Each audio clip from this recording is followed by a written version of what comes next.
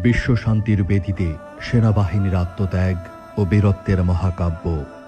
বিশ্ব শান্তির জন্য জীবন উৎসর্গ, এটা কোনো গল্প নয়, এটা বাংলাদেশের ইতিহাস।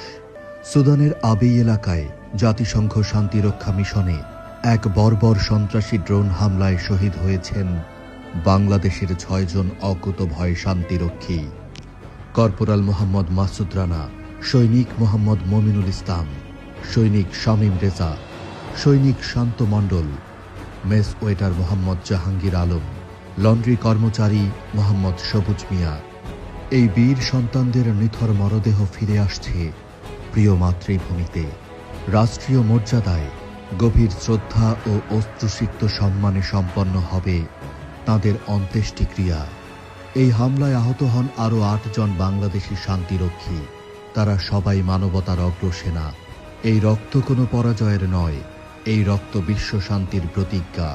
নীল হেলমেটের মর্যাদা রক্ষায় বাংলাদেশ সেনাবাহিনী রুয়ান্ডা, বসনিয়া, সোমালিয়া থেকে সুদান সবখানে শান্তির পতাকা উড়িয়ে চলেছে। আজও বিশ্বের অশান্ত মানচিত্রে বাংলাদেশ মানে ভরসা, পেশাদারিত্ব, মানবিকতা। শহীদ ৬ শান্তিরক্ষীর আত্মত্যাগ শুধু একটি শোক বার্তা নয়, এটি বিশ্বের কাছে বাংলাদেশের অঙ্গীকার। শান্তির পথে বাংলাদেশ কখনো পিছু হটে না।